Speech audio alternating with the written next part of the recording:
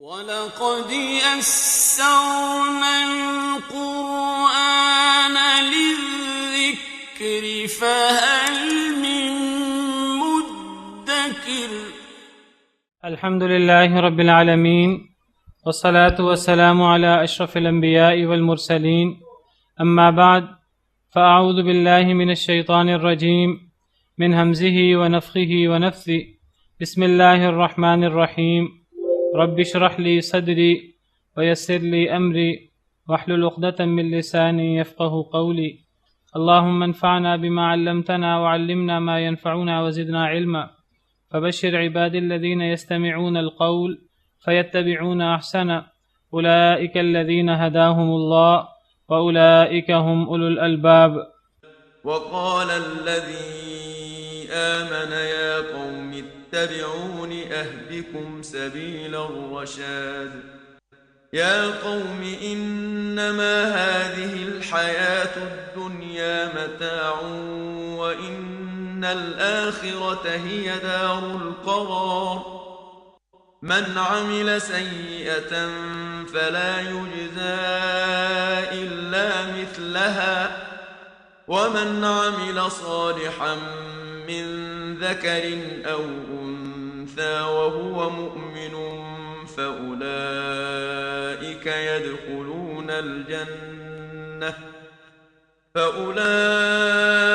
يدخلون الجنة يرزقون فيها بغير حساب ويا قوم ما لي أدعوكم إلى النجاة وتدعونني إلى النار تدعونني لأكفر بالله وأشرك به ما ليس لي به علم وأنا أدعوكم إلى العزيز الغفار لا جرم أن ما تدعونني إليه ليس له دعوة في الدنيا ولا في الآخرة وأن مردنا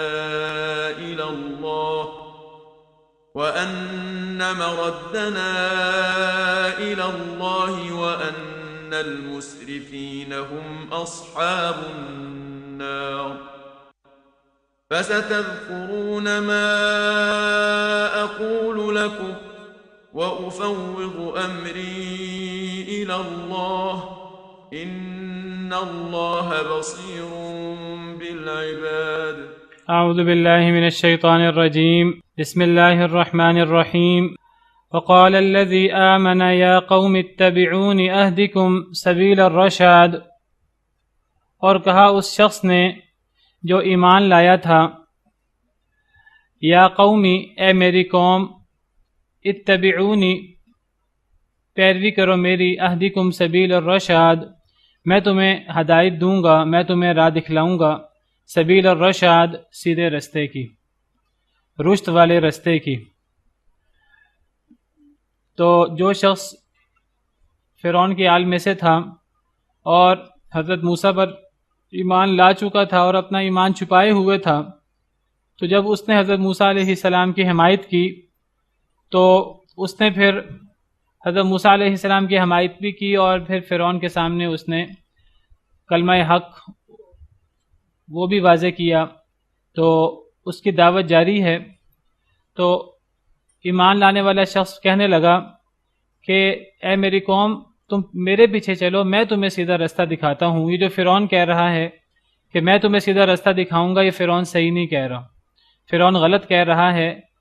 فرعون کو چھوڑ کر تم اگر میرے پیچھے چلو میری بات مانو میں حضرت موسیٰ علیہ السلام کی تائید کر رہا ہوں میں انہی والی بات دہرا رہا ہوں تم اگر میرے پیچھے چلو تو میں تمہیں سیدھا رستہ دکھاؤں گا. فرعون تو غلط رستہ دکھا رہا ہے. نہیں نبی نہیں تھا ایک مومن آدمی تھا. اصحاب القریہ کے قصے میں بھی وہ نیک آدمی تھا. 3 نبی الگ تھے تو وہ نیک آدمی تھا اس کو انہوں نے قتل کر دیا تھا شہید کر دیا تھا لیکن یہ بھی نیک شخص تھا لیکن اس کو یہ شہید نہیں کر سکے. ابھی ہم پڑھتے ہیں آگے. تو اس آدمی نے کہا فرعون صحیح نہیں کہہ رہا میں تمہیں صحیح کہہ رہا ہوں تم میرے پیچھے چلو میں تمہیں سیدھا راستہ دکھاتا ہوں. یا قوم انما هذه الحیات الدنیا متاع، اے میری قوم سوائے اس کے کہ نہیں یہ دنیا کی زندگی متاع ایک عارضی فائدہ ہے، ایک تھوڑا سا عارضی فائدہ ہے، وَإِنَّ الْآخِرَةَ هِيَ دَارُ الْقَرَارِ، اور بے شک آخرت کا گھر ہی دار القرار، وہی قرار والا گھر ہے۔ دنیا کے اندر انسان کو جو بھی نعمتیں ملتی ہیں، جو بھی انسان دنیا کے اندر فوائد حاصل کرتا ہے، جو کوئی لطف وغیرہ اٹھاتا ہے اللہ کی نعمتوں سے، تو یہ دنیا کی جتنی بھی نعمتیں ہیں یہ ساری کی ساری بہت تھوڑی دیر کے لیے ہیں، عارضی نعمتیں ہیں۔ دنیا کے سارے ساز و سامان عارضی ہیں، اور جو آخرت ہے وہ قرار والا گھر ہے۔ آخرت میں جو ہمیں ملنے والا ہے وہ دائمی ہوگا، اگر وہ اچھا ہے اللہ وہ ہمارے لیے اچھا ہی کرے تو وہ بھی ہمیشہ ہوگا، اور اگر اللہ معاف کرے وہ اللہ کا عذاب ہے اور وہ جہنم کی آگ ہے تو وہ بھی ہمیشہ ہوگا۔ آخرت کا گھر اور آخرت میں جو ہمارے ساتھ ہوگا وہ ہمیشہ ہمیشہ کے لیے ہوگا، وہ کوئی عارضی عذاب یا عارضی کوئی فائدہ نہیں ہے، وہ قرار والا گھر ہے۔ ہاں ایسا ہو سکتا ہے کہ کچھ مومن لوگ ہوں لیکن ان کے کچھ موحد لوگ ہوں، مومن ہوں لیکن ان کی کچھ غلطیاں بھی ہوں، اللہ ان کو ان کی سزا کے لیے کچھ دیر کے لیے جہنم میں ڈال دیں، پھر اللہ تعالیٰ ان کو جہنم سے نکال کر پھر جنت میں ڈال دیں، پھر آخرکار ان کے لیے بھی ہمیشہ ہمیشہ کے لیے پھر جنت ہوگی۔ تو آخرت کا گھر وہ عارضی نہیں ہے، وہ ایک دائمی گھر ہے۔ تو انسان کو اپنے آخرت کے لیے کوشش کرنی چاہیے۔ دنیا کا فائدہ وقتی ہے، انسان کو دنیا کی زیب و زینت اور دنیا کی چکا چوند، تو دنیا کی نعمتوں کے پیچھے انسان کو نہیں لگنا چاہیے۔ اسی لیے اللہ تعالیٰ قرآن کریم میں جگہ جگہ دنیا اور آخرت کا تقابل کرتے ہیں، اور اللہ تعالیٰ آخرت کے مقابلے میں دنیا کو کھیل اور تماشا قرار دیتے ہیں۔ وَمَا هَذِهِ الْحَيَاةُ الدُّنْيَا إِلَّا لَهْوٌ وَلَعِبٌ، نہیں ہے یہ دنیا کی زندگی مگر کھیل اور تماشا۔ وَإِنَّ الْآخِرَةَ لَهِيَ الْحَيَوَانُ، اور بے شک آخرت البتہ وہی الحیوان، حیوان حیا سے ہے، وہی اصل زندگی ہے۔ آخرت کی زندگی اصل زندگی ہے، حقیقی زندگی ہے، دائمی زندگی ہے، دائمی نعمتیں یا دائمی عذاب۔ دنیا تو اس کے مقابلے میں کوئی حیثیت نہیں رکھتی، وہ تو کھیل اور تماشا ہے۔ اسی لیے فرمایا کہ بل تؤثرون الحیات الدنیا، تم دنیا کو ترجیح دیتے ہو کیونکہ اس کا فائدہ فوری نظر آتا ہے۔ والآخرۃ خیر وابقی، اور آخرت وہ زیادہ بہتر ہے اور وہ باقی رہنے والی ہے۔ آخرت کی نعمتیں ہوں یا عذاب والعیاذ باللہ، یہ باقی رہے گا، ہمیشہ رہے گا، دار القرار ہے آخری۔ اس کے مقابلے میں آخرت، اس کے مقابلے میں دنیا، اس کی نعمتیں ہوں یا اس کے اندر آزمائش ہو، دونوں چیزیں عارضی ہیں، وقتی ہیں۔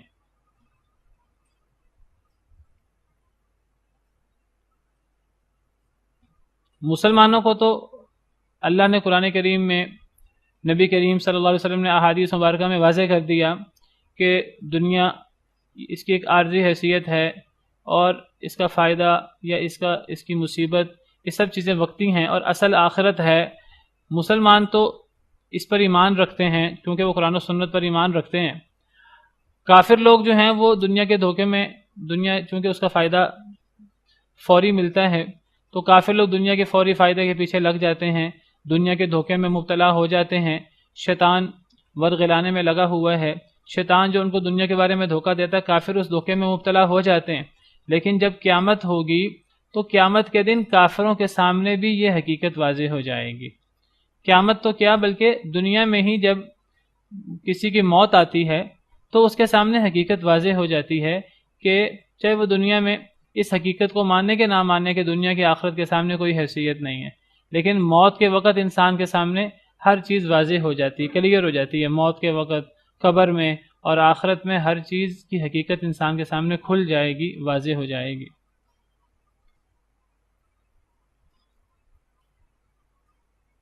اللہ تعالیٰ فرماتے ہیں كَأَنَّهُمْ يَوْمَ يَرَوْنَهَا لَمْ يَلْبَثُوا إِلَّا عَشِيَّةً أَوْ ضُحَاهَا۔ قیامت کے دن کیا حالت ہوگی لوگوں کی؟ اللہ فرماتے ہیں کہ جب لوگ قیامت کے دن آگ کو دیکھیں گے اپنے سامنے، جب عذاب کو دیکھیں گے اپنے سامنے، تو وہ پھر گمان کریں گے کأنہم یوم یرونہا، جس دن وہ دیکھ لیں گے اس کو، تو گویا کہ لم یلبثوا الا عشیۃ او ضحاہا، گویا کہ نہیں وہ ٹھہرے دنیا میں مگر رات کا کوئی حصہ یا چاشت کا کوئی حصہ۔ لوگوں کو اس دن یہ لگے گا کہ دنیا کے اندر ہم جو نعمتیں یا دنیا کے اندر ہم جو مشکلات اور آزمائشیں گزار کے آئے ہیں وہ تو وقتی تھیں، وہ تو ایسے جیسے کوئی صبح کا کوئی وقت ہوتا ہے آدھا پونا گھنٹہ، اور یا پھر شام کا کوئی وقت ہوتا ہے آدھا پونا گھنٹہ۔ وہ کہیں گے دنیا میں ہم جو لمبی زندگی گزار کے آئے ہیں ہم تو کوئی شام کا کوئی تھوڑا سا وقت یا صبح کا کوئی وقت گزار کے آئے ہیں۔ اللہ تعالیٰ قیامت کے دن سوال کریں گے لوگوں سے، اللہ تعالیٰ کہیں گے قال کم لبثتم فی الارض عدد سنین، سورۃ المؤمنون میں ہے۔ اللہ کہیں گے، لوگوں سے پوچھیں گے کہ تم دنیا میں کتنا عرصہ ٹھہرے رہے، کتنے سال ٹھہرے رہے؟ قالوا لبثنا یوما او بعض یوم فاسأل العادین، تو لوگ جواب دیں گے کہ اے اللہ ہم تو ایک دن یا دن کا ایک حصہ ٹھہرے ہیں۔ فاسأل العادین، جنہوں نے شمار کیا ہے اے اللہ ان سے سوال کریں، حقیقت وہ بتائیں گے، ہمیں تو لگتا ہے کہ ہم دن یا دن کا کچھ حصہ ٹھہر کے آئے ہیں دنیا میں۔ اللہ کیا جواب دیں گے؟ اللہ فرمائیں گے قال ان لبثتم الا قلیلا، اللہ کہیں گے کہ نہیں تم ٹھہرے مگر تھوڑا، تم واقعی ہی دنیا میں تھوڑا عرصہ ٹھہر کے آئے ہو، تم صحیح کہہ رہے ہو، تم تھوڑا عرصہ دنیا میں ٹھہر کے آئے ہو۔ ان لبثتم الا قلیلا لو انکم کنتم تعلمون، لیکن کاش کہ تم اس کو دنیا میں جان لیتے، دنیا میں تم اس کا ادراک کر لیتے اور تم دنیا میں اپنی اصلاح کر لیتے۔ پھر اللہ تعالیٰ قرآن کریم میں یہ بات بھی فرماتے ہیں کافروں کے حوالے سے، مجرموں کے حوالے سے، اللہ فرماتے ہیں وَيَوْمَ تَقُومُ السَّاعَةُ يُقْسِمُ الْمُجْرِمُونَ مَا لَبِثُوا غَيْرَ سَاعَةٍ، جس دن قیامت قائم ہوگی تو مجرم لوگ قسم اٹھا کر کہیں گے مَا لَبِثُوا غَيْرَ سَاعَةٍ، کہ وہ دنیا میں ایک گھڑی سے زیادہ وقت گزار کے نہیں آئے، قسم اٹھا کر کہیں گے ہم تو دنیا میں ایک گھڑی سے زیادہ وقت نہیں گزار کے آئے۔ كَذَلِكَ كَانُوا يُؤْفَكُونَ، اسی طرح یہ بہکائے جاتے تھے دنیا کے اندر۔ جب دنیا کی حیثیت آخرت کے مقابلے میں اتنی ہی ہے جتنی قرآن کریم بار بار واضح کرتا ہے، اور آخرت میں اس کا اقرار سب لوگ کریں گے، کافر بھی قسمیں اٹھا اٹھا کر کریں گے۔ اللہ فرماتے ہیں پھر دنیا کے اندر یہ کام بہک رہے ہیں، پھر دنیا کے اندر یہ دنیا کی رنگینیوں میں اور دنیا کی چکا چند میں، دنیا کے دھوکے میں کیوں مبتلا ہوتے ہیں؟ تو اسی حقیقت کو یہاں وہ نیک شخص واضح کر رہا ہے، وہ آل فرعون سے کہہ رہا ہے، قبطیوں سے، اپنی قوم سے کہہ رہا ہے چڑھتے سورج کی پوجا کرنے کی بجائے، فرعون کے مال و دولت اور اقتدار کو دیکھ کر اس کے پیچھے لگنے کی بجائے حقیقت کو مان لو۔ حضرت موسیٰ علیہ السلام تمہیں حق بات کر رہے ہیں، ان کی حق بات مان لو۔ اگر تم پہ کوئی آزمائش بھی آئے گی، کوئی مشکل بھی آئے گی ایمان لانے کی وجہ سے، تو یہ عارضی مشکل ہے۔ دنیا تو ایک متاع ہے، ایک عارضی فائدہ ہے۔ وَإِنَّ الْآخِرَةَ هِيَ دَارُ الْقَرَارِ، اور آخرت یہ ہمیشگی کا گھر ہے۔ اور کل میں آپ کو حدیث مبارکہ بھی بیان کر چکا ہوں صحیح مسلم کی حدیث نمبر 2860۔ نبی کریم صلی اللہ علیہ وسلم نے ارشاد فرمایا واللہ ما الدنیا فی الآخرہ، اللہ کی قسم نہیں ہے دنیا آخرت کے مقابلے میں الا مثل ما یجعل احدکم اصبعہ ہذہ، مگر اسی کی مثل جیسے تم میں سے کوئی شخص اپنی اس انگلی کو کرے، آپ نے سبابہ کی طرف اشارہ کیا، سبابہ سے مراد شہادت کی انگلی، تم میں سے کوئی شخص اس انگلی کو کرے، اس انگلی کو ڈالے فی الیم، سمندر میں، فلینظر بما ترجع، بس چاہیے کہ وہ دیکھے اس انگلی کے ساتھ کتنا پانی لگا ہے۔ یہ دنیا اور آخرت کی حیثیت ہے۔ سمندر آپ سمجھیے وہ آخرت ہے، اور انگلی کے ساتھ لگنے والا پانی یہ دنیا ہے۔ دنیا کی ساری نعمتیں اکٹھی کر لیں، ایک انسان کو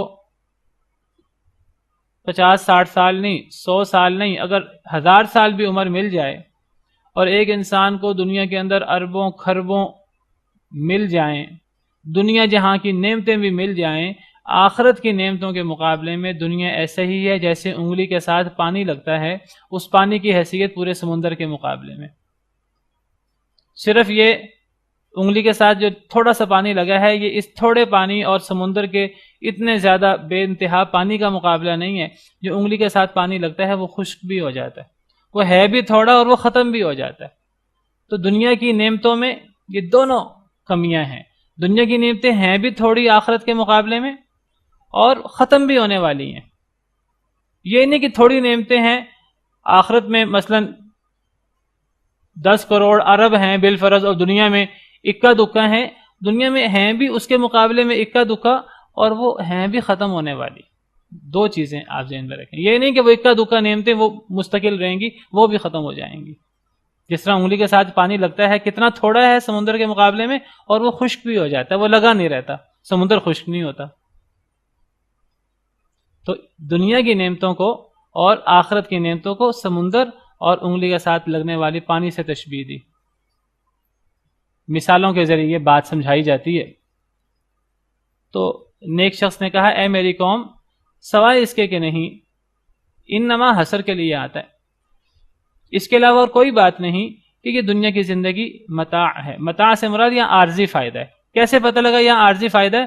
کیونکہ یہاں تقابل ہو رہا ہے اس کا آخرت سے، اور آخرت کی نعمتوں کو اللہ نے دارالقرار قرار دیا ہے، ہمیشگی کا گھر، قرار کا گھر. تو گویا کہ پتہ لگا متاع سے مراد ایسا فائدہ ہے جس کو قرار نہ ہو، جس کو قرار نہ ہو، جو عارضی ہو. یہاں سے متاع کا معنی بھی واضح ہوا کہ متاع یہاں آخرت کی جو نعمتیں یا عذاب ہیں جو دارالقرار ہے، اس کے مقابلے میں دنیا کی متاع وہ قرار والی نہیں ہے، وہ عارضی ہے. پانی کا بلبلہ کسی وقت پھٹ سکتا ہے. تو اس دنیا کے لیے انسان اپنی دارالقرار، اپنی آخرت کو جو ہمیشہ کی زندگی ہے تباہ کر دیتا ہے. کتنا گھاٹے کا سودا ہے والعیاذ باللہ. آخرت دارالقرار ہے کیسے؟ من عامل سیئۃ فلا یجزا الا مثلھا. آخرت میں کیا ہوگا؟ جو بھی برا عمل کرتا ہے دنیا میں، فلا یجزا الا مثلھا، پس نہیں اس کو بدلہ دیا جائے گا، یعنی آخرت میں الا مثلھا، مگر اسی کی مثل. اللہ رب العالمین ظلم نہیں کرتے. اللہ رب العالمین قیامت کے دن جو سزا دیں گے ایک کافر کو، ایک فاسق و فاجر، اپنے نافرمان کو، تو اللہ تعالیٰ اس کو اس کے برے اعمال کے برابر سزا دیں گے، اس سے زیادہ سزا نہیں دیں گے. آخرت کی کڑی سے کڑی سزا کا اتنی کڑی سزا ہے، وہ کڑی سزا ہمارے برے اعمال سے بڑھ کر نہیں ہے. ہمارے برے اعمال وہ اتنے منحوس ہوتے ہیں، برے اعمال وہ اللہ کو اتنے زیادہ غضبناک کرتے ہیں اور اللہ کو اتنے ناپسند ہیں کہ ان کی جو آخرت میں سزا ہے وہ سزا وہ ان اعمال سے بڑھ کر نہیں ہے، وہ ان اعمال کے برابر ہے. جب ایک انسان اللہ کے نافرمانی کرتا ہے اس کو اندازہ نہیں ہوتا کئی دفعہ کہ وہ نافرمانی کرتے کرتے کتنی انتہا کو پہنچ جاتا ہے، اللہ کو کتنا ناراض کر دیتا ہے. پھر اس کو اس کے برے اعمال کا اتنا ہی بدلہ ملتا ہے. ایک عمل کا 10 گنا بدلہ نہیں ملتا برا، ایک عمل کا 1 گنا ملتا ہے، اسی کے برابر اس کو بدلہ ملتا ہے. ان اللہ لا یظلم مثقال ذرہ، اللہ تعالیٰ ذرہ برابر ظلم نہیں کرتے کسی پر. اللہ سے بڑھ کر عادل کوئی نہیں ہے، رحم کرنے والا کوئی نہیں ہے. رحم کرنے والا اللہ اور عادل رب، وہ کیسے کسی پہ ظلم کرے گا؟ وَنَضَعُ الْمَوَازِينَ الْقِسْطَ لِيَوْمِ الْقِيَامَةِ فَلَا تُظْلَمُ نَفْسٌ شَيْئًا. اللہ فرماتے ہیں قیامت کے دن ہم انصاف کے ترازو قائم کریں گے. فَلَا تُظْلَمُ نَفْسٌ شَيْئًا، کسی نفس پر ذرہ برابر بھی ظلم نہیں ہوگا، کچھ بھی ظلم نہیں ہوگا. وَإِن كَانَ مِثْقَالَ حَبَّةٍ مِّنْ خَرْدَلٍ أَتَيْنَا بِهَا، رائی کے دانے کے برابر بھی عمل ہوگا، اچھا ہو یا برا، أَتَيْنَا بِهَا، ہم اسے لے آئیں گے. برا عمل ہوگا جتنا بھی انسان کو اس برا عمل کے برابر گناہ ملے گا، اس سے زیادہ نہیں ملے گا. جو برا عمل کرتا ہے نہیں وہ بدلہ دیا جائے گا مگر اسی کی مثل. وَمَنْ عَمِلَ صَالِحًا مِّن ذَكَرٍ أَوْ أُنثَىٰ، اور جو بھی عمل کرے گا نیک، خواہ وہ مرد ہو خواہ وہ عورت، وَهُوَ مُؤْمِنٌ، بشرطے کہ وہ مخلص ہو، اخلاص کے ساتھ وہ عمل کرے، مومن ہو، اخلاص کے ساتھ وہ عمل کرے، خواہ مرد ہو خواہ عورت، اس سے فرق نہیں پڑتا. جو بھی نیک عمل کرے گا فَأُولَٰئِكَ يَدْخُلُونَ الْجَنَّةَ، بس یہی لوگ ہیں جو جنت میں داخل ہوں گے. يُرْزَقُونَ فِيهَا بِغَيْرِ حساب، وہ رزق دیے جائیں گے اس میں بغیر حساب کے. یہ نہیں کہ اب جتنی اس نے نیکی کی ہے تو اللہ تعالیٰ اس کو اس کے مطابق گن گن کے دیں، اللہ تعالیٰ پھر نیکی کا اجر بے حساب دیں گے، کیونکہ اللہ رحیم و کریم ہے۔ اللہ عدل فرماتے ہیں، اگر ایک انسان گناہ کرتا ہے تو وہاں اللہ کمال عدل کرتے ہوئے اس گناہ سے زیادہ بدلہ نہیں دیتے، لیکن جب انسان نیکی کرتا ہے تو وہاں اللہ عدل سے بڑھ کر اللہ رحمت اور نعمت کا انسان کے ساتھ پھر سلوک کرتے ہیں۔ اللہ پھر انسان کو اپنے پاس سے کئی گنا، کم از کم 10 گنا اور پھر اس سے زیادہ اجر دیتے ہیں، 70 گنا، 700 گنا، اور واللہ یضاعف لمن یشاء، اللہ جس کے لیے چاہے اس سے بھی کئی گنا بڑھا دے۔ وجہ کیا ہے؟ ان اللہ واسع علیم، اللہ تعالیٰ بہت وسعت والے ہیں، بہت جاننے والے ہیں۔ تو برائی کا بدلہ تو عدل کے ساتھ اس کے برابر، اس سے زیادہ نہیں، لیکن اچھائی کا بدلہ وہ جنت کی صورت میں، اور وہاں بے حساب پھر رزق ہوگا، وہاں پھر گن گن کر جتنی نعمتیں ہیں اتنا رزق نہیں ہوگا، وہ کم از کم 10 گنا، جس طرح دوسری آیت میں فرمایا کہ من جاء بالحسنۃ فلہ 10 امثالھا، جو اچھائی لاتا ہے، نیکی لاتا ہے، اس کو 10 گنا اجر کم از کم۔ من جاء بالحسنۃ فلہ 10 امثالھا ومن جاء بالسیئۃ فلا یجزى الا مثلھا، جو برائی لائے گا اس کو نہیں بدلہ دیا جائے گا مگر اسی کی مثل، وہم لا یظلمون، اور ان پہ ظلم نہیں ہوگا کہ ان کو اس سے زیادہ بدلہ دیا جائے۔ تو کوئی بندہ برائی کرے، اللہ کی نافرمانی کرے، اللہ کی دشمنی کرے، اس سے تو اللہ عدل کریں گے، اللہ ظلم نہیں کریں گے، لیکن جو نیکی کرے اور اللہ سے ڈرے اور اللہ کو راضی کرنے کی کوشش کرے، پھر اللہ اس کے ساتھ بہت رحم کرم والا معاملہ کریں گے، اور اللہ اس کو بغیر حساب کے کم از کم 10 گنا اور پھر زیادہ سے زیادہ، اس کی کوئی حساب نہیں ہے، اس کا کوئی حساب نہیں ہے، اللہ اس کو پھر بغیر حساب کے رزق دیں گے۔ یہاں سے یہ بھی اصول ایک تو واضح ہوا کہ ظالم پر اللہ اس کے عمل سے زیادہ ظلم نہیں کرتے، اللہ عدل کرتے ہیں، اور مومن کے ساتھ اللہ تعالیٰ عدل سے بھی آگے بڑھ کر رحم والا معاملہ کرتے ہیں۔ یہاں سے اس آیت کریمہ سے یہ بھی پتہ لگا کہ کوئی شخص نیک عمل کرے، خواہ وہ مرد ہو خواہ عورت، تو مرد اور عورت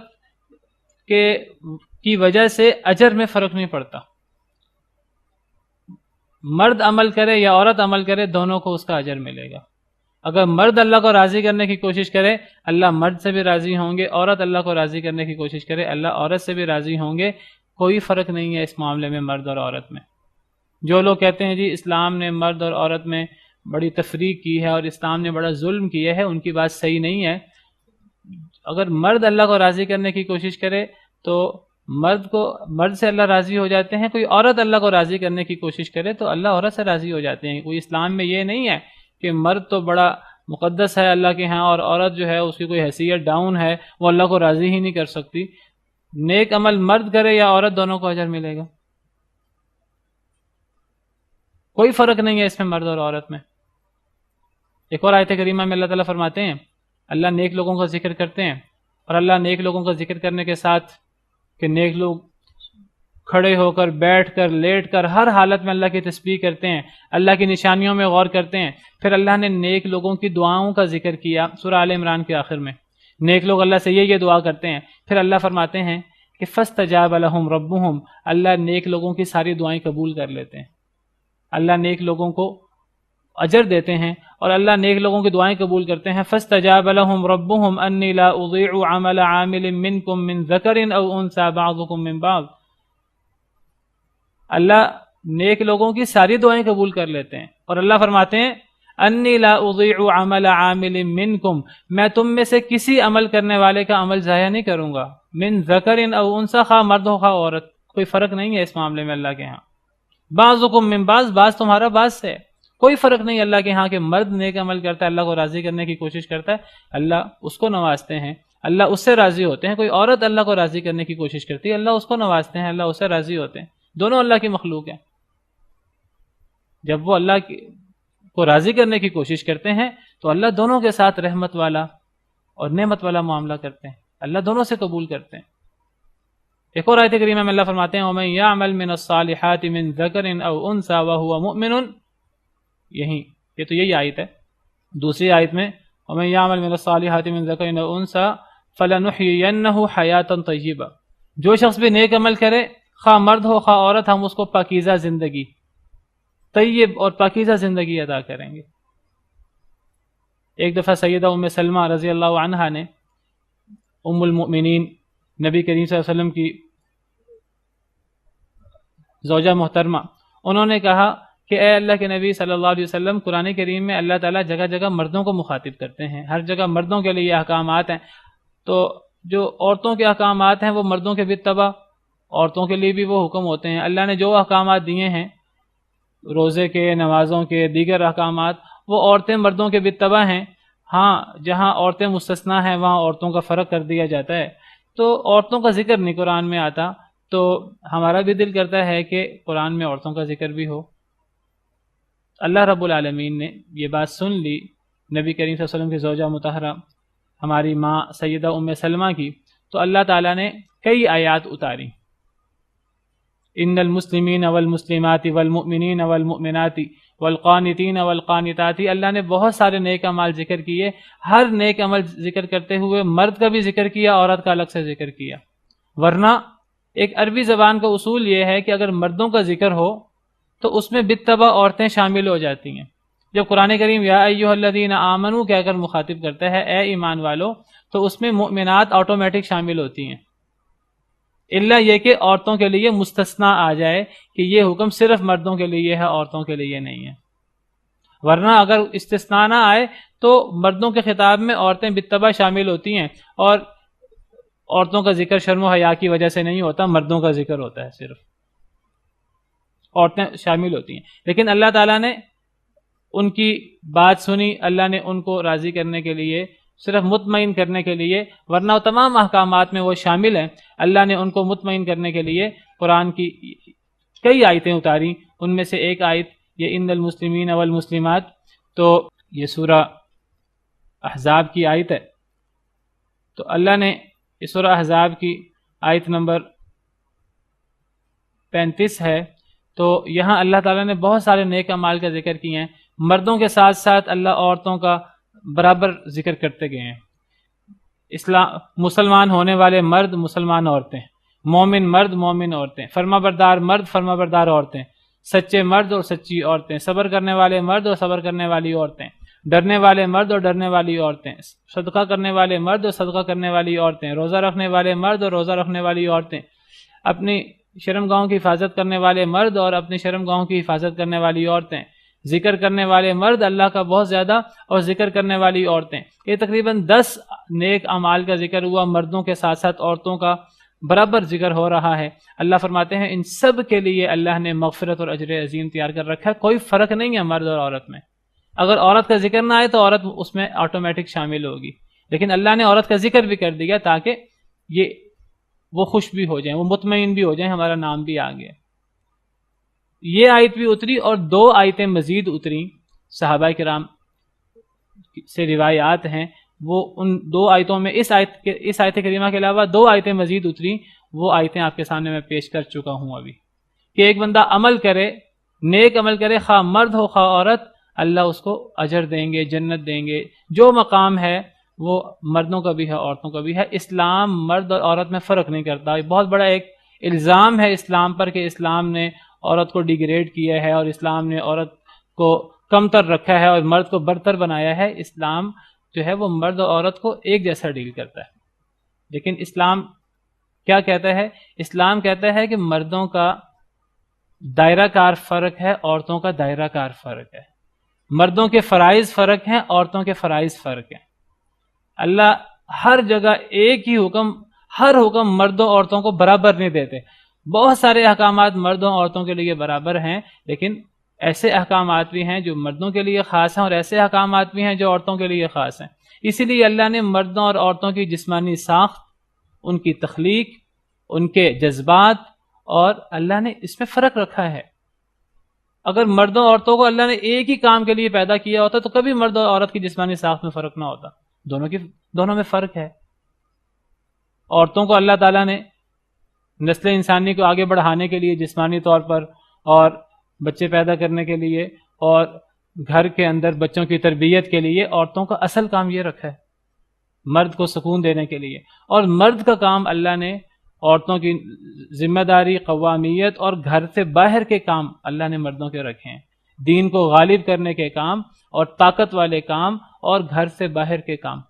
اس لیے اللہ نے مرد کو جسمانی طور پہ مضبوط بنایا ہے عورت کے مقابلے میں۔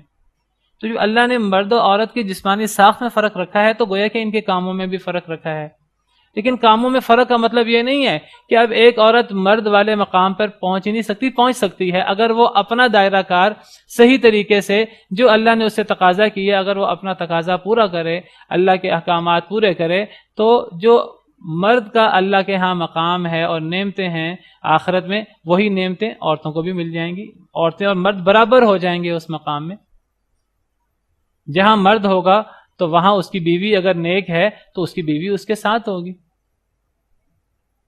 تو مرد اور عورتوں کے مقام میں اور ان کے اللہ کے ہاں نعمتوں میں اور جزا میں کوئی فرق نہیں ہے۔ فرق اگر ہے تو دائرہ کار میں فرق ہے، کیونکہ اللہ نے مردوں کا دائرہ کار کام کچھ فرق رکھے ہیں، عورتوں کے کام کچھ فرق رکھے ہیں۔ مردوں کا کام محنت مزدوری کرنا، سخت چل چلاتی دھوپ میں، عورتوں کا یہ کام نہیں رکھا۔ عورتوں کا کام گھر کے اندر، وہ عورتوں کے اپنے کام ہیں، کسی کو مجبوری پڑ جائے وہ باہر نکل سکتی ہے، وہ باہر نکلنے کے پھر اس کے آداب ہیں۔ المرأۃ کلھا عورۃ، عورت تو چھپانے کی چیز ہے، وہ باہر نکلے گی مجبوری میں، اپنے آپ کو ڈھک کر نکلے گی، مرد کو ڈھک کر نکلنے کی ضرورت نہیں ہے۔ تو مردوں کا دائرہ کار فرق ہے، عورتوں کا دائرہ کار فرق ہے۔ اس پر کوئی اعتراض کرے تو اس پر کسی کو اعتراض نہیں ہونا چاہیے۔ پھر تو اعتراض اس پہ بھی ہو سکتا ہے کہ اللہ نے مردوں کی جسمانی ساخت فرق کیوں رکھی ہے، عورتوں کی جسمانی ساخت فرق کیوں رکھی ہے، مردوں کی داڑھی کیوں رکھی ہے، عورتوں کی داڑھی کیوں نہیں رکھی۔ وہ پھر جس نے اعتراض کرنا ہے وہ پھر ہر چیز پہ اعتراض کرے گا۔ مخلوق کا یہ کام ہی نہیں ہے کہ وہ اللہ کی بنائی ہوئی چیزوں پر، اللہ کے کاموں پر اعتراض کرے۔ یہ مخلوق کا اصل میں کام ہی نہیں ہے۔ سمجھ آ جائے تو اچھی بات ہے، نہ سمجھ آئے تو مخلوق کا کام ہے کہ خاموش ہو جائے۔ اس کا کام نہیں ہے اللہ رب العالمین کے فیصلوں پر اعتراض کرے۔ ورنہ اگر ہمیں اللہ کے فیصلوں پر اعتراض ہونا شروع ہو جائے، پھر صرف مرد عورت کی جسمانی ساخت اور ان کے دائرہ کار پہ اعتراض کی بجائے صرف مردوں کے معاملات میں بہت سی باتوں پر ہمیں اعتراض ہو جائے گا۔ اللہ نے موت کیوں رکھی ہے، ممکن ہے کسی کو اس پر اعتراض ہو جائے۔ اللہ دنیا کے اندر آزمائش کیوں کرتے ہیں، بہت سارے لوگ جو اللہ کو نہیں مانتے یا اللہ کے کاموں پر اعتراض کرتے ہیں، ان کو اس پر بھی اعتراض ہے کہ دنیا کے اندر اتنی آزمائشیں کیوں ہیں، اللہ اتنے آزماتے کیوں ہیں، دنیا کے اندر اتنا جو ہے وہ فرق کیوں ہے، ایک بندے کے پاس اتنی نعمتیں ہیں، ایک کے پاس اتنی غربت ہے، یہ انصاف کیوں نہیں ہے۔ لوگ اعتراض کرنے والے تو اس پہ بھی اعتراض کرتے ہیں، جو اللہ کے ہر کام پہ اعتراض کرتے ہیں وہ مرد عورت کی اس تقسیم پہ بھی اعتراض کرتے ہیں۔ ان کا کام ہی اللہ رب العالمین پر اعتراض کرنا ہے۔ وہ اصل میں اپنے آپ کو اللہ کے سامنے تابع نہیں کرنا چاہتے، اپنی عقل کو، اپنے ذہن کو، اپنے آپ کو وہ کم تر نہیں سمجھتے۔ انسان کا کام یہ ہے انسان اپنے آپ کو ناقص سمجھے، مخلوق سمجھے۔ جو مخلوق ہے وہ تابع ہے خالق کے۔ یہ ایک اصول، ایک سادہ سی بات ہے جو انسان کو سمجھ آنی چاہیے۔ وَمَا أُوتِيتُم مِّنَ الْعِلْمِ إِلَّا قَلِيلًا، روح کے بارے میں سوال ہوا، اللہ نے فرمایا اللہ کا حکم ہے، تمہیں تھوڑا علم دیا گیا، تم سمجھ نہیں سکتے اس کو، جتنی مرضی کوشش کر لو۔ نہیں جی میں تو سمجھوں گا، میں تو اعتراض کروں گا، میں تو یہ کروں گا، میں تو وہ کروں گا۔ پھر ایسا انسان اعتراض کرتا ہے۔ انسان کو اپنی حقیقت سمجھنی چاہیے۔ اولم یری الانسان انا خلقناہ من نطفۃ فاذا هو خصیم مبین، کیا انسان نہیں دیکھتا ہم نے انسان کو نطفے سے بنایا ہے، وہ جھگڑالو بن جاتا ہے، اللہ کا مقابلہ کرتا ہے، اللہ سے جھگڑا شروع کر دیتا ہے، اے اللہ ایسے کیوں کیا، ایسے کیوں نہیں کیا۔ انسان کا کیا مقام ہے کہ اللہ کے سامنے سوال کرے اس قسم کے؟ لا يسأل عما يفعل وهم يسألون، اللہ سے سوال نہیں ہو سکتا، لوگوں سے سوال ہوگا۔ اللہ سوال کریں گے، اللہ کا کام ہے اللہ آزمائیں، اللہ کا کام ہے اللہ سوال کریں۔ انسان کا کام یہ نہیں ہے انسان اپنے رب کو آزمائے اور انسان رب کے کاموں پر اعتراض کرے، یہ اللہ کو آزمانے کی اور اللہ کے کاموں پر اعتراض کرنے والی بات ہے۔ تو اللہ رب العالمین نے مردوں عورت میں فرق نہیں رکھا۔ جتنی ذمہ داری عورت کو تھوڑی دی ہے، اللہ نے اس سے کام بھی تھوڑا مانگا ہے۔ اگر وہ تھوڑا کام کر لے اللہ اس کو اجر اتنا ہی دیتے ہیں جتنا مرد کو زیادہ کام کرنے پر دیتے ہیں۔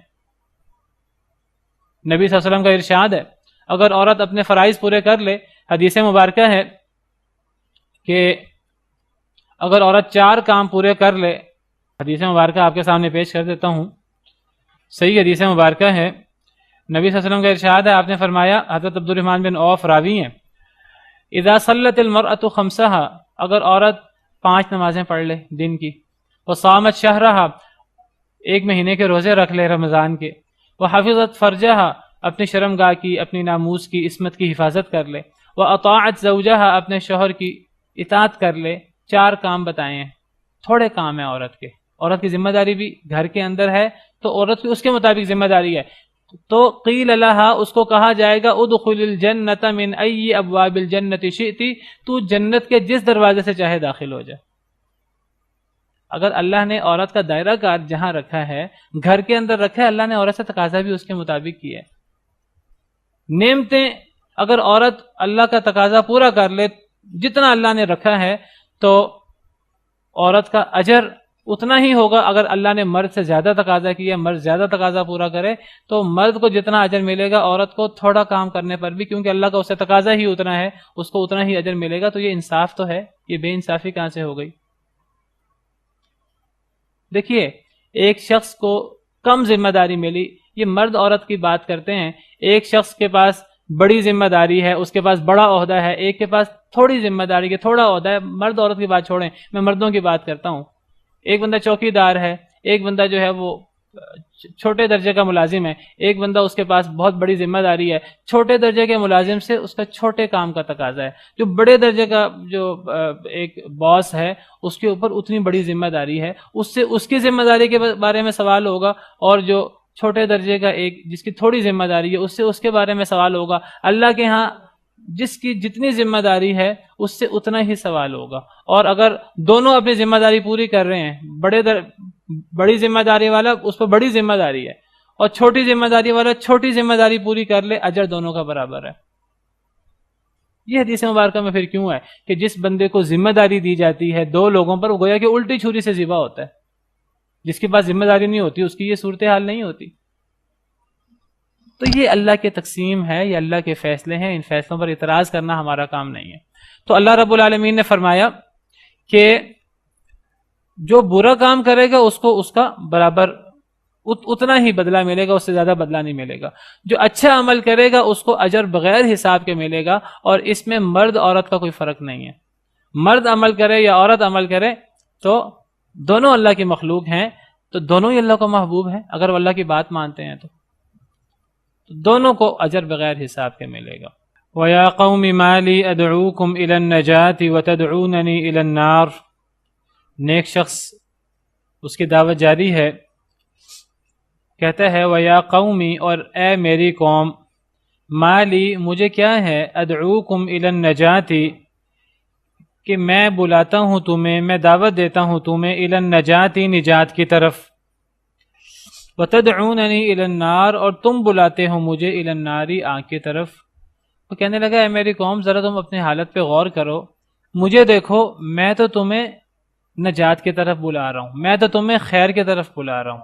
مالی کیا ہے مجھے، یعنی مراد ہے میری حالت دیکھو، میری حالت تو یہ ہے، ایک سوال کا انداز ہے، میری حالت کیا ہے کہ میں تو تمہیں نجات کی طرف بلا رہا ہوں، میں تو تمہیں جہنم کے آگ سے بچنے کی طرف بلا رہا ہوں، جس میں تمہاری خیر ہے، تمہارا فائدہ ہے، تمہیں ایک ہمیشگی کے عذاب سے بچنے کی دعوت دے رہا ہوں، نجات کی دعوت دے رہا ہوں۔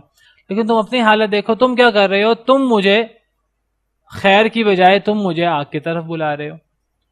یعنی میں تمہیں دعوت دے رہا ہوں توحید کی، میں تمہیں دعوت دے رہا ہوں اللہ رب العالمین کو، جو تمہارا بھی رب ہے، میرا بھی رب ہے، اللہ، صرف اللہ وحدہ لا شریک کی عبادت کی۔ میں تمہیں بلا رہا ہوں سیدنا موسیٰ علیہ السلام کو اللہ کا نبی ماننے کی، اللہ کی وحی کو تسلیم کرنے کی۔ یہ ساری کی ساری دعوت جو ہے نجات کی دعوت ہے، یہ اللہ کے غضب سے اور جہنم سے نجات کی دعوت ہے۔ میں تو تمہیں نجات کی دعوت دیتا ہوں، اور تم مجھے کس طرف بلا رہے ہو، شرک کی طرف، فرعون کی عبادت کی طرف، حضرت موسیٰ علیہ السلام کے انکار، اللہ کی طرف سے جو وحی اتری ہے اس کے انکار، معجزات کے انکار کی طرف، جو سراسر آگ کا رستہ ہے، والعیاذ باللہ۔ میں تو تمہیں نجات کی طرف، خیر کی طرف بلاتا ہوں جس میں تمہارا فائدہ ہے، لیکن تم مجھے آگ کی طرف بلاتے ہو۔ اب کیا ہے وہ آگ جس کی طرف وہ بلاتے ہیں، وہ کیا ہے؟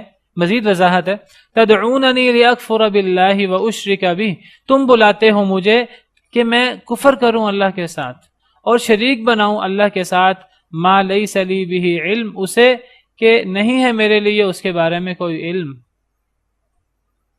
تم مجھے آگ کی طرف بلا رہے ہو، یعنی تم مجھے آگ کی طرف کیسے بلا رہے ہو؟ کیا چیز، کس چیز کی دعوت در حقیقت آگ کی طرف دعوت ہے؟ کفر کی دعوت آگ کی دعوت ہے۔ اللہ کے ساتھ کفر کرنا، تم مجھے اللہ کے کفر کی طرف بلاتے ہو کہ ہم فرعون کو رب مانیں، اللہ کو رب نہ مانیں، یہ آگ کی دعوت ہے۔ تم مجھے دعوت دیتے ہو کہ میں اللہ کے ساتھ اسے شریک کروں کہ جس کے بارے میں میرے پاس علم ہی نہیں ہے کہ اللہ کا کوئی اس طرح کا شریک ہے، کوئی دلیل نہیں ہے اس کی کہ کوئی اللہ کا شریک ہے۔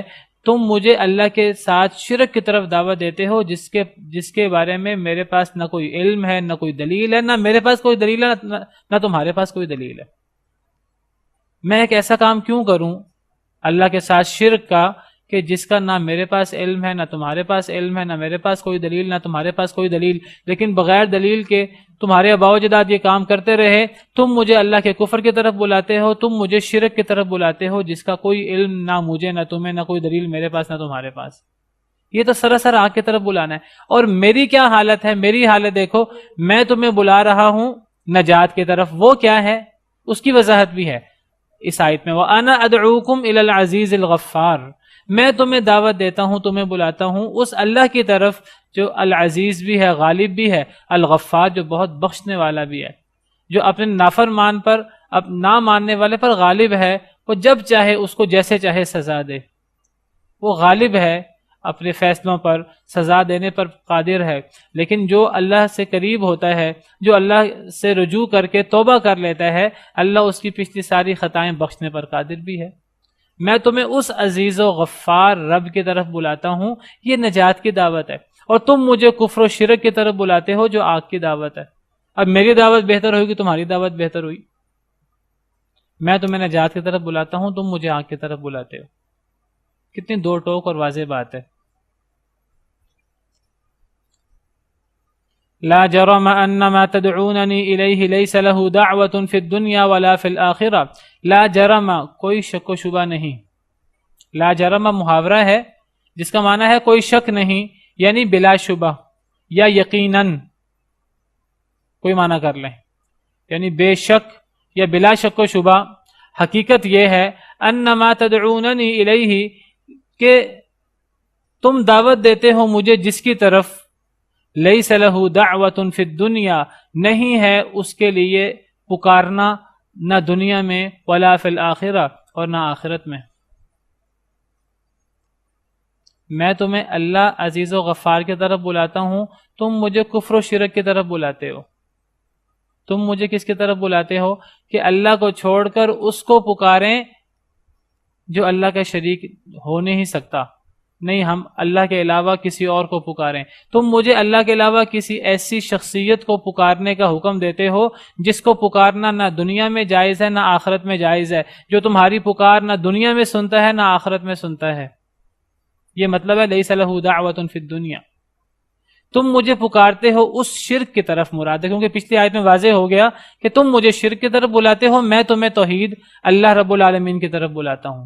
میں تمہیں نجات کی طرف بلاتا ہوں، توحید کی طرف۔ تم مجھے آگ کی طرف بلاتے ہو، یعنی کفر و شرک کی طرف۔ وہ کیا کفر و شرک ہے؟ تم مجھے بلاتے ہو کس کی طرف؟ لیس لہ دعوۃ فی الدنیا، نہیں ہے جس کے لیے پکارنا نہ دنیا میں نہ آخرت میں، جس کو پکارنا نہ دنیا میں روا ہے نہ آخرت میں روا ہے۔ تم پکارتے رہو اس کو دنیا میں، نہ وہ دنیا میں تمہاری پکار اس تک پہنچتی ہے، نہ آخرت میں، نہ دنیا میں تمہیں تمہاری پکار کا وہ جواب دے سکتا ہے، نہ آخرت میں۔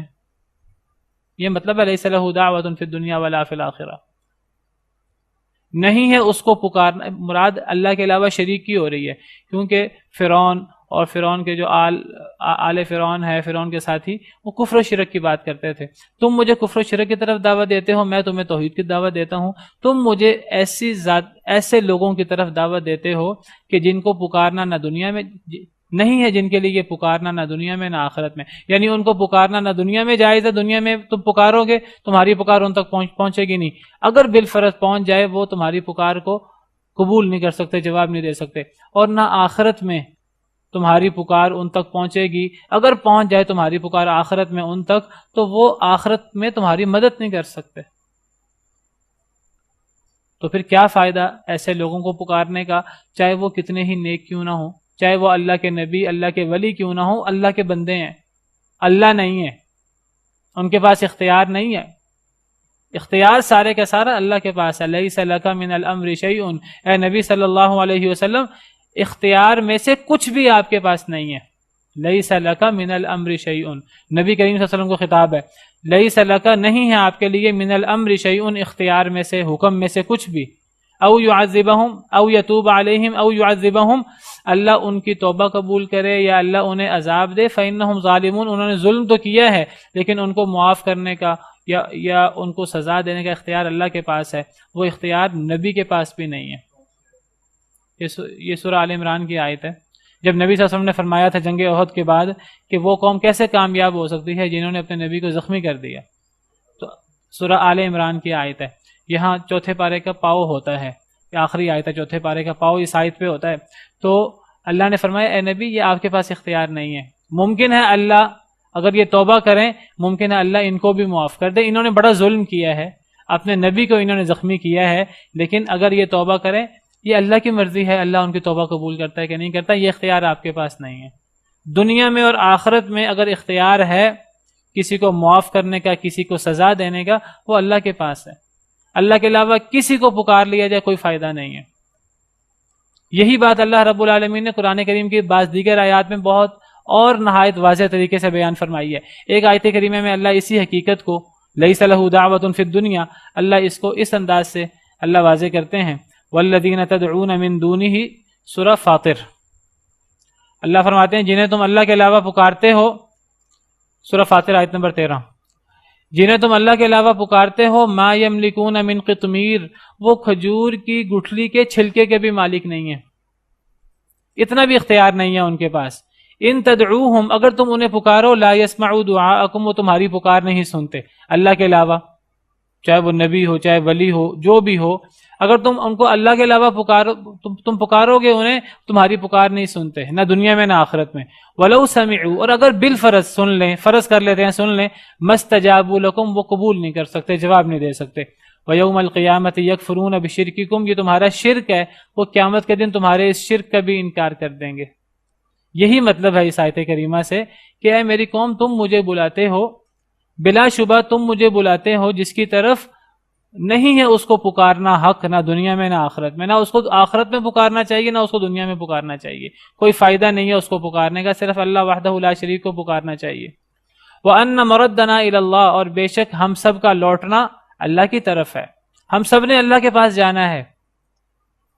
وَأَنَّ الْمُسْرِفِينَ هُمْ أَصْحَابُ النَّارِ، اور یقیناً حد سے گزرنے والے وہ آگ کے ساتھی ہوں گے، آگ والے ہوں گے۔ اتنی نصیحت کی، بار بار نصیحت کی، لیکن دیکھا اس شخص نے کہ میری قوم پر کوئی میری نصیحتوں کا اثر نہیں ہو رہا، تو بڑے ہی افسوس سے کہتا ہے، تو دیکھتا ہے کہ میری قوم پر میری کانوں پہ جوں نہیں رینگ رہی، میری باتوں کا کوئی اثر نہیں ہے، فرعون کی باتوں کا اثر ہے، تو بڑے افسوس سے کہتا ہے فَسَتَذْكُرُونَ مَا أَقُولُ لَكُمْ، پس ان قریب تم یاد کرو گے جو میں تمہیں کہتا تھا۔ ٹھیک ہے تم نے نہیں ماننا، نہ مانو، پھر اس کا وبال تمہیں ہی بھگتنا ہوگا۔ ایک وقت آئے گا کہ تم میری باتوں کو یاد کرو گے، جب تم پر اللہ کا عذاب آئے گا دنیا میں یا قبر میں یا آخرت میں، ایک وقت آئے گا تم یاد کرو گے جو میں تمہیں کہتا تھا، جو میں تمہیں نصیحت کرتا تھا، تم میرے ان الفاظ کو یاد رکھو گے۔ تم اگر نہیں مانتے نہ مانو، اللہ کو ضرورت بھی نہیں ہے تمہاری، اللہ تمہارے محتاج نہیں ہے تمہارے ایمان لانے کے، اس کا تمہیں فائدہ ہے۔ اگر تم نہیں مانتے پس انقریب تم یاد رکھو گے جو میں تمہیں کہتا تھا۔ وَأُفَوِّضُ أَمْرِي إِلَى اللَّهِ، اور میں سپرد کرتا ہوں اپنا معاملہ اللہ کی طرف۔ اب تم میرے ساتھ کیا سلوک کرتے ہو، میں نے تو جو کہنا تھا کہہ دیا ہے، میں نے تو جو حق کی حمایت کرنی تھی، ظالم سلطان کے سامنے کلمہ حق کہنا تھا، جہاد کرنا تھا، میں نے تو کر دیا ہے، اب میں اپنا معاملہ اللہ پہ چھوڑتا ہوں۔ ان اللہ بصیر بالعباد، بے شک اللہ تعالیٰ دیکھنے والا ہے بندوں کو، اللہ مجھے بھی دیکھ رہا ہے، تمہیں بھی دیکھ رہا ہے۔ اب تم میرے ساتھ جو سلوک کرتے ہو، میں نے تو حق بات کہنی تھی کہہ دی ہے، اللہ بندوں کو دیکھنے والا ہے، میں نے اپنا معاملہ اللہ پہ چھوڑ دیا ہے۔ تم میری بات مانتے ہو تو اچھی بات ہے، نہیں مانتے تو ایک وقت آئے گا تم میری بات کو یاد رکھو گے۔ ٹائم ختم ہو گیا ہے تو اسی پر بات ختم کرتے ہیں، انشاءاللہ کل یہیں سے آگے بات شروع کریں گے۔ وآخر دعوانا ان الحمد للہ رب العالمین۔